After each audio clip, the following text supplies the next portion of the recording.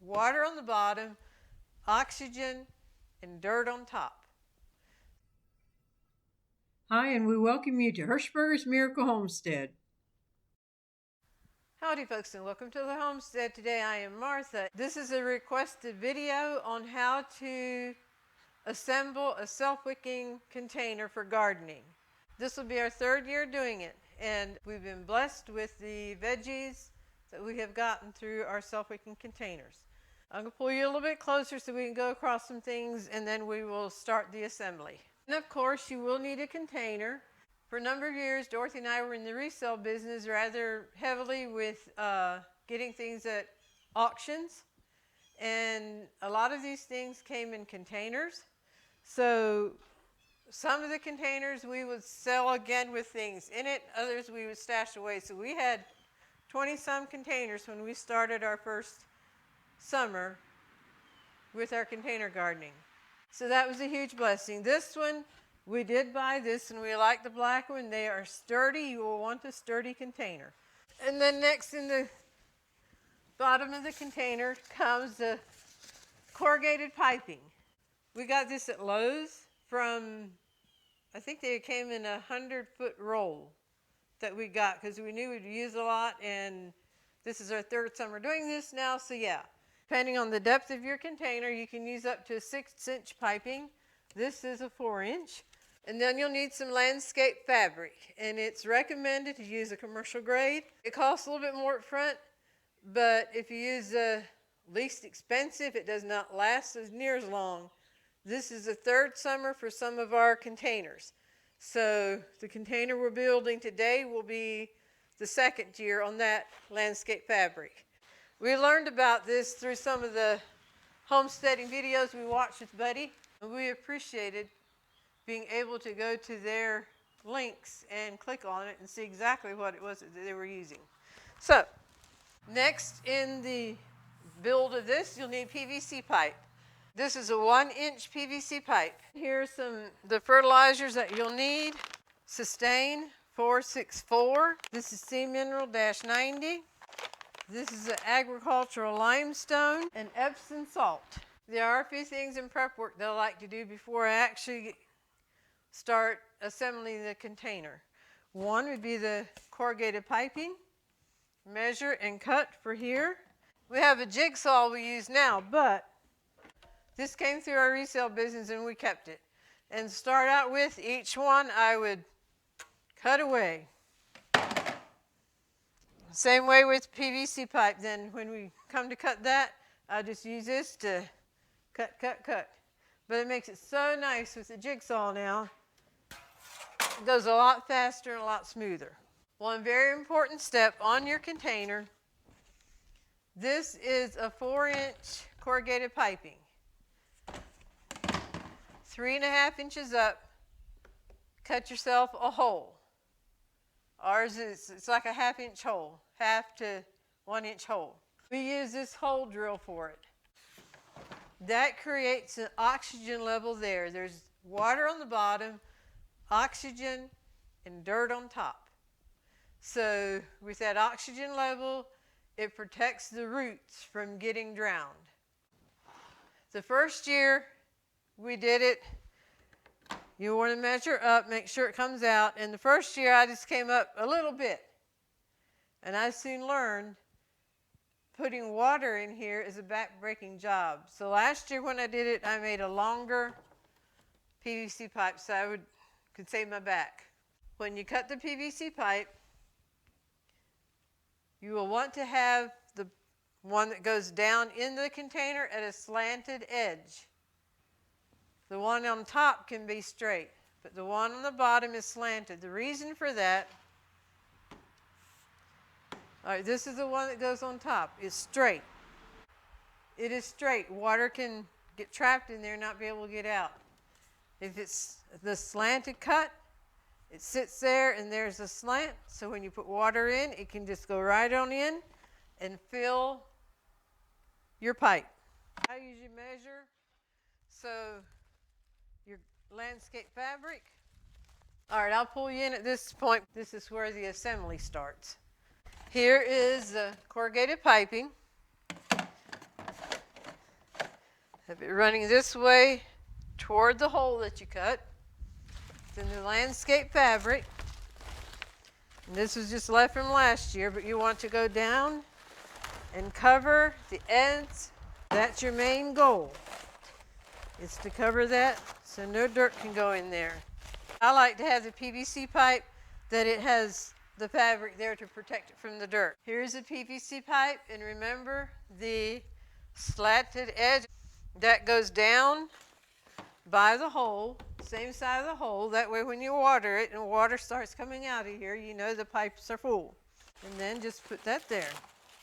Dirt is next. I forgot to mention the dirt, and that's very important. On the dirt, you'll want to use a potting mix, not topsoil. Be sure it is a potting mix. And then you can mix in a little bit of perlite in with it if you want to. Okay, the first scoop of dirt. The dirt, you will want to be sure it goes down both sides of the pipe.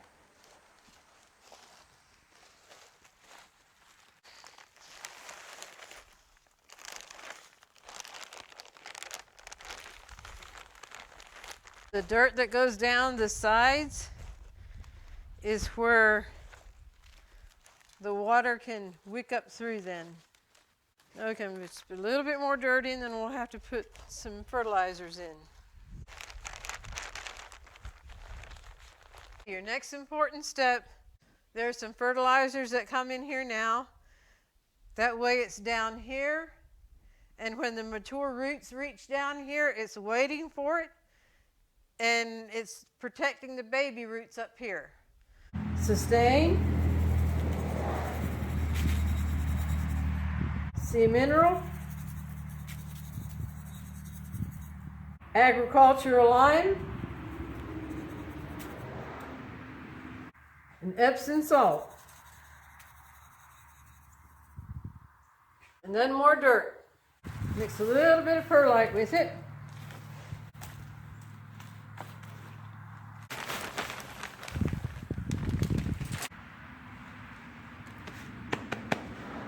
Okie dokie. We have our self-wicking container ready to plant veggies, and I would recommend to place it before you put water in, because water is heavy. In fact, often I will, after I have the fertilizers on the bottom, I will place it where I want and then continue with the dirt. But definitely place it where you want it before the water goes in, because that water is heavy. The dirt is ready for your seeds, and when you plant them, you can use a nature source plant food for the baby roots, the baby plants. After the plants are mature and blooming and producing, you can use a blossom buster, a 10-30-20. This you'll mix with water and then water it down through there. And yes, you can plant root vegetables in here. We had white potatoes, red potatoes, and carrots, onions planted. And so yes, these containers can take root plants. This is like a recipe, putting measurements out here on the different fertilizers. So we will have the fertilizers and the recipe for it, how much you use, in the description box below. All of our fertilizers and the landscape fabric we ordered through Amazon. And we do have an affiliate link with Amazon. We'll have the links for these items in the description box below. And if you do shop through our link, we will get a small commission at no extra cost to you. And that's very helpful, and we thank you for those who have shopped through our link already. We appreciate that very much. We've also been asked where we got the trellis netting that we used in our garden. The trellis netting, it comes in a roll like this, from fence post to fence post. We put the netting up. And we also got this on Amazon. So we'll leave a link below in the description box for it. We hope this answers some questions that some had. And if you still have questions, why leave a comment in the comment section, and we will try to answer it as best to our knowledge. Well, that wraps it up for here, and we welcome you to stay tuned for the Golden Thought. And now, as always, we'll close with a golden thought. and welcome to the Golden Thought. I'm Dorothy, and I'm here with Buddy, my very special brother. He's had a rough January. Martha and I had gotten sick with flu stuff that was going around, and Buddy got it after we did, and he had it much harder than what we did. But he is doing much, much better. So we're very grateful for that. Getting our buddy back, aren't we? The Golden Thought for today. Planting does not ensure a harvest. However, not planting guarantees there will be no harvest. And that's the way it is with gardening. And I often think of farmers. They plant a crop and do the work and hope that there will be a harvest. Sometimes there is, sometimes there's not. But the effort and the work has been put into it. And that's the way it is with gardening and other things in life. If we don't put the work and the effort into it, we will never reap any benefits from it. We hope that whatever projects that you are involved with and things that you're doing, that they will be profitable and turn out in a way that's a blessing to you. So remember, planting does not ensure a harvest. However, not planting guarantees there will be no harvest. And so with that, we will close and hope you have a great day. And until next time, God bless.